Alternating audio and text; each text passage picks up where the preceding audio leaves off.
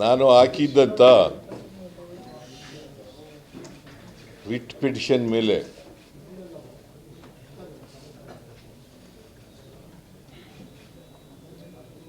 ನ್ಯಾಯಾಧೀಶರು ಇವತ್ತು ಆದೇಶವನ್ನು ನೀಡಿದ್ದಾರೆ. ನಾನು ರಾಜ್ಯಪಾಲರು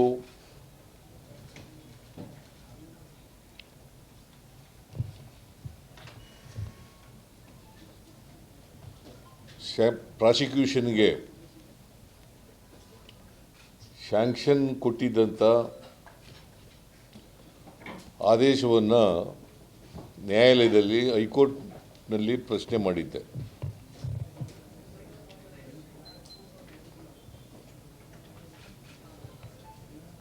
ಅದರ ಮೇಲೆ ಆರ್ಗ್ಯುಮೆಂಟ್ಗಳು ನಡೆದು, ಪರ ವಿರೋಧವಾದಂಥ ಆರ್ಗ್ಯುಮೆಂಟ್ಗಳು ನಡೆದು ಆದೇಶವನ್ನು ನಾನು ಕೂಡ ಮಾಧ್ಯಮಗಳ ಮೂಲಕ ನೋಡಿದ್ದೇನೆ. ಪೂರ್ಣ ಜಡ್ಜ್ಮೆಂಟನ್ನು ಓದಲಿಕ್ಕಾಗಿಲ್ಲ. ಪೂರ್ಣ ಜಡ್ಜ್ಮೆಂಟನ್ನು ಓದಿದ ಮೇಲೆ ಪೂರ್ಣ ಪ್ರತಿಕ್ರಿಯೆಯನ್ನು ಕೊಡ್ತೇನೆ.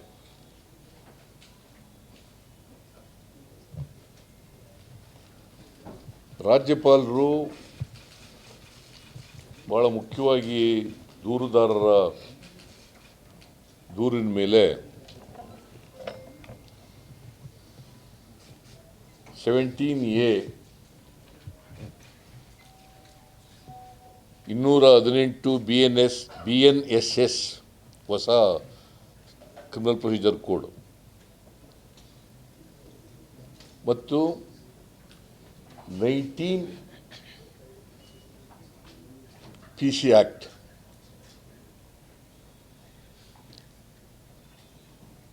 ಅದರ ಮೇಲೆ ಸ್ಯಾಂಕ್ಷನ್ ಕೊಡಿ ಅಂತ ಕೇಳಿದರು.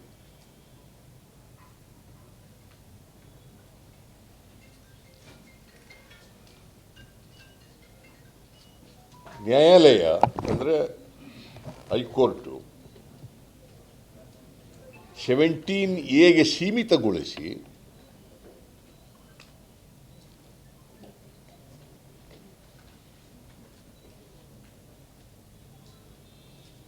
218 ಸೆಕ್ಷನ್ 218 BNSS, ಯಾಕಂದರೆ 19 PC ಆ್ಯಕ್ಟ್ನ ಅವರೇ ರಾಜ್ಯಪಾಲರೇ ತಿರಸ್ಕರಿಸಿದರು. ಯಾಕಂದರೆ ದೂರುದಾರರು ಕೇಳಿದ್ದು 19 PC ಆ್ಯಕ್ಟ್ನಲ್ಲಿ ಕೂಡ ಕೇಳಿದರು. ಅದನ್ನು ಅವರೇ ತಿರಸ್ಕಾರ ಮಾಡಿದರು. ನ್ಯಾಯಾಲಯ 218 BNSS new civil criminal procedure code, ಭಾರತೀಯ ನ್ಯಾಯ ಸಂಹಿತೆ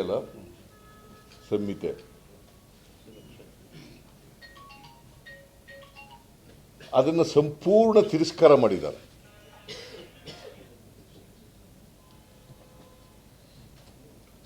I repeat,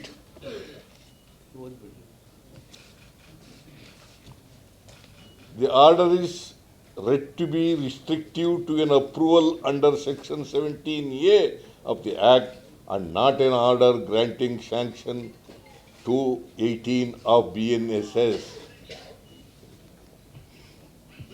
ಗೊತ್ತಾಯ್ತಲ್ಲ ನಿಮಗೆ?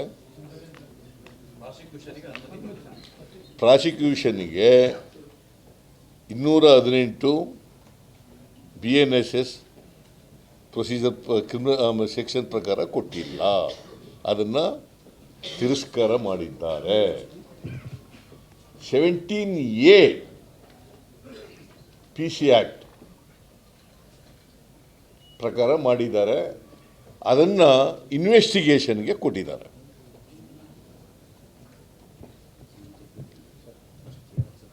ಇಟ್ಸ್ ನಾಟ್ ಎ ಪ್ರಾಸಿಕ್ಯೂಷನ್,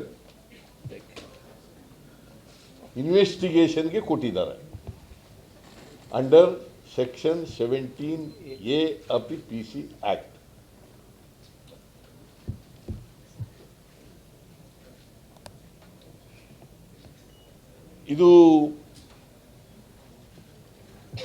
ಇದರ ಮೇಲೆ ಯಾವ ರೀತಿ ಹೋರಾಟ ಮಾಡಬೇಕು ಅಂತೇಳಿ ಕಾನೂನು ತಜ್ಞರ ಜೊತೆ ಚರ್ಚೆ ಮಾಡ್ತೀನಿ.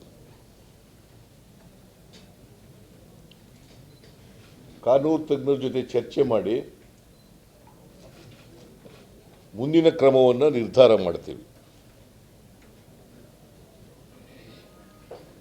ನಾನು ನಮ್ಮ ಎಲ್ಲ ಮಂತ್ರಿಗಳು ಮತ್ತು PCC ಅಧ್ಯಕ್ಷರು ನಾವೆಲ್ಲರೂ ಕೂಡ ಚರ್ಚೆ ಮಾಡಿ ತೀರ್ಮಾನ ಮಾಡ್ತೀವಿ. ಕಾನೂನು ತಜ್ಞರ ಜೊತೆಲೂ ಕೂಡ ಚರ್ಚೆ ಮಾಡ್ತೀವಿ.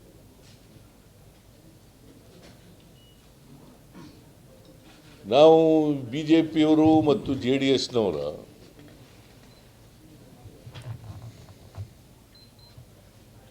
ಈ ಕಾನ್ಸ್ಪಿರಸಿಗೆ ಎದುರ್ಕೊಳ್ಳಲ್ಲ ನಾನು ಯಾವತ್ತೂ ಕೂಡ.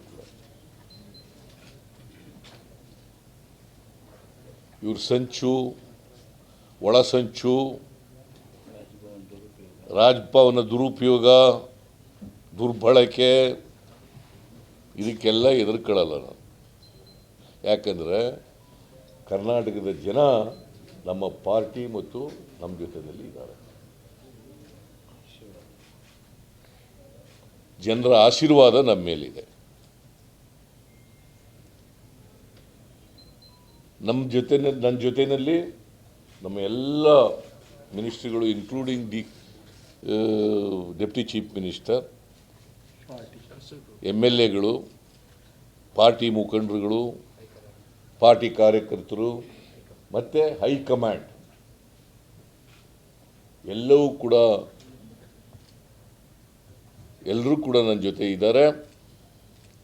ಮತ್ತು ಕಾನೂನು ಹೋರಾಟ ಮುಂದುವರಿಸಲಿಕ್ಕೆ ಎಲ್ಲ ರೀತಿಯ ಸಹಕಾರವನ್ನು ಹೈಕಮಾಂಡ್ ಕೊಡ್ತದೆ.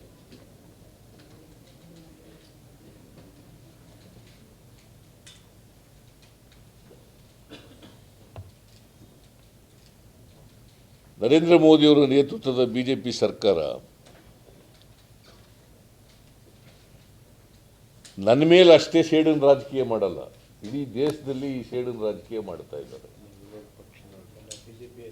ವಿರೋಧ ಪಕ್ಷದ ಸರ್ಕಾರಗಳು ಎಲ್ಲೆಲ್ಲಿದ್ದಾವೆ ಎಲ್ಲ ಕಡೆ ಸೇಡಿನ ರಾಜಕೀಯ ಮಾಡ್ತಾ ಇದ್ದಾರೆ.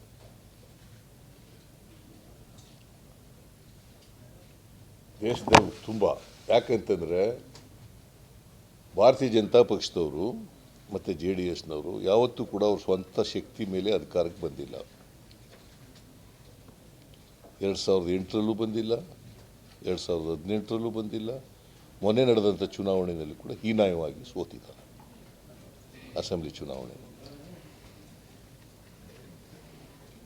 ಯಾಕಂತಂದರೆ ಅವರು ಯಾವಾಗಲೂ ಅಧಿಕಾರಕ್ಕೆ ಬಂದಿರೋದು ಹಿಂಬಾಗಲಿನಿಂದ, ಹಣಬಲದಿಂದ,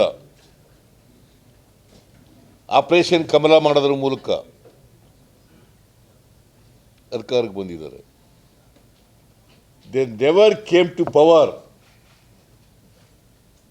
on the mandate of the people of Karnataka, both BJP and JDS.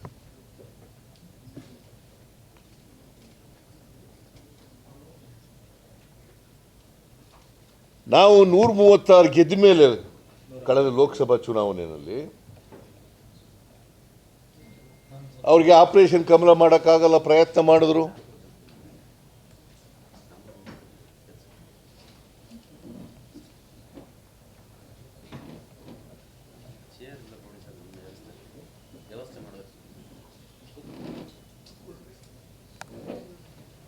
ದುಡ್ಡನ್ನ ಕೊಟ್ಟು MLAಗಳನ್ನ ಕೊಂಡ್ಕೊಳ್ತಕ್ಕಂಥ ಕೆಲಸ ಮಾಡೋಕ್ಕೆ ಪ್ರಯತ್ನ ಮಾಡಿದ್ರು, ಆಗಲಿಲ್ಲ. ನಮ್ಮ MLAಗಳು ಯಾರೂ ಕೂಡ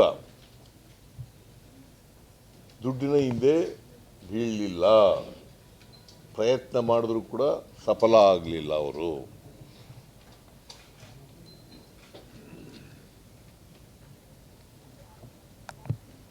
ಸೊ ಅದಕ್ಕೋಸ್ಕರ ನಮ್ಮ ಎಲ್ಲ ಬಡವರ ಪರವಾದಂಥ ನಮ್ಮ ಕಾರ್ಯಕ್ರಮಗಳನ್ನು ವಿರೋಧ ಮಾಡಿದ್ರು. ಹಿಂದೇನು ವಿರೋಧ ಮಾಡಿದ್ರು 2018ರಿಂದ 13ರಿಂದ 18ವರೆಗೆ ಮತ್ತೆ ವಿರೋಧ ಮಾಡ್ತಾ ಇದ್ದಾರೆ. ನಮ್ಮ ಗ್ಯಾರಂಟಿ ಯೋಜನೆಗಳನ್ನು ವಿರೋಧ ಮಾಡಿದ್ರು. ಅನ್ನಭಾಗ್ಯ, ಕ್ಷೀರಭಾಗ್ಯ, ಕ್ಷೀರಧಾರೆ, ಇಂದಿರಾ ಕ್ಯಾಂಟೀನು, ಕೃಷಿ ಭಾಗ್ಯ, ಮೈತ್ರಿ, ಮನಸ್ವಿನಿ, ಶೂ ಭಾಗ್ಯ, ಶಾದಿ ಭಾಗ್ಯ, ಪಶುಭಾಗ್ಯ, ಈಗ ಎಲ್ಲನೂ ವಿರೋಧ ಮಾಡಿದ್ರು. ಈಗಲೂ ಗ್ಯಾರಂಟಿ ಯೋಜನೆಗಳನ್ನು ಶಕ್ತಿ, ಗೃಹಲಕ್ಷ್ಮಿ, ಗೃಹ ಯೋಜನೆ, ಅನ್ನ ಭಾಗ್ಯ, ಯುವ ನಿಧಿ ಎಲ್ಲನೂ ವಿರೋಧ ಮಾಡಿದ್ರು.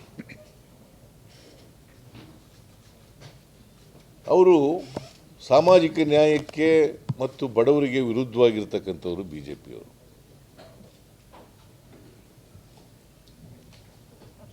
ಹೇಗಾದರೂ ಮಾಡಿ ಸರ್ಕಾರಕ್ಕೆ ಕಪ್ಪು ಮಸಿಯನ್ನು ಬಳಿಬೇಕು ಅಂತಕ್ಕಂಥದ್ದು ಅವರ ದುರಾಲೋಚನೆ.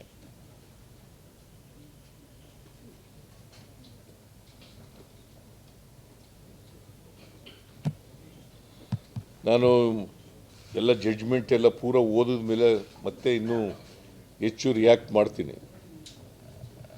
ಯಾಕಂದ್ರೆ ನಾವು ಓದಿಲ್ಲ, ಜಡ್ಜ್ಮೆಂಟ್ ಓದಿಲ್ಲ ಪೂರ. 197-8 ಪೇಜ್ ಇದೆ. ಕಾಪಿ ಸಿಕ್ಕಿದೆ, ಬಟ್ ಓದಕ್ಕಾಗಿಲ್ಲ. ತಾಳ್ರಿ, ನೀವು ಇನ್ನೂ ಆಕೆ ಅಷ್ಟೊಂದು ಆತರ ಮಾಡ್ತೀರಿ. ಓದಿಲ್ಲ ಅಂತ ಹೇಳ್ದೆ ಅಷ್ಟೇ. ನಾನು ನಿಲ್ಲಿಸ್ಬಿಟ್ಟಿದ್ದೀನ ಮಾತು.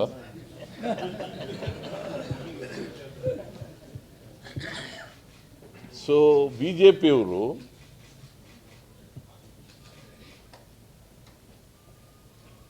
ಇಡೀ ದೇಶದಲ್ಲಿ ಮಾಡಿದ ರೀತಿಯಲ್ಲೇ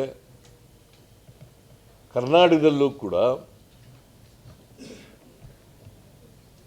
ಕಾಂಗ್ರೆಸ್ ಸರ್ಕಾರವನ್ನು ಅಲುಗಾಡಿಸಬೇಕು, ಕಪ್ಪು ಮಸಿ ಬೆಳೀಬೇಕು,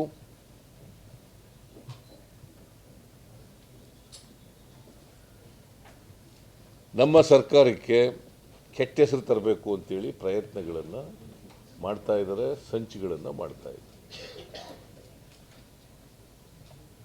ಬೋತ್ ಬಿಜೆಪಿ ಅಂಡ್ JDS.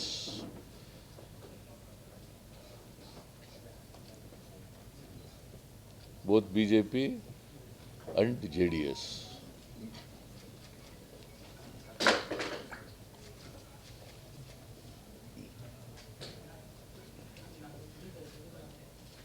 ಇದು ನನ್ನ ಈ ಆರ್ಡರ್ಸ್ ಬಂದ ಮೇಲೆ, ಇವತ್ತಿನ ಹೈಕೋರ್ಟ್ ಆದೇಶ ಬಂದ ಮೇಲೆ, ಮಾಧ್ಯಮಗಳ ಮೂಲಕ ತಿಳ್ಕೊಂಡ ಮೇಲೆ ನನ್ನ ಮೊದಲನೇ ರಿಯಾಕ್ಷನ್ ಇದು. ಆಮೇಲೆ ಜಡ್ಜ್ಮೆಂಟ್ ಎಲ್ಲ ಓದಿದ ಮೇಲೆ ಮತ್ತೆ ರಿಯಾಕ್ಟ್ ಮಾಡ್ತೀನಿ.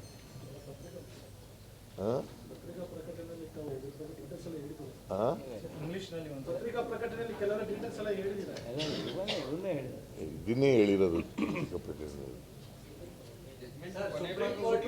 ಇಂಗ್ಲಿಷ್ನಲ್ಲಿ.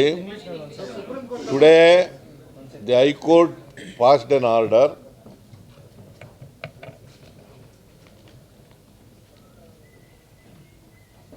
I have seen the orders through the media. I am yet to go through the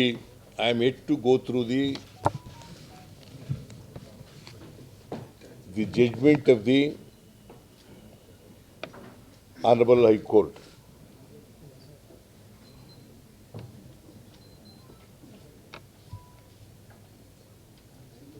After going through the judgment, I will react to the judgment both legally and politically.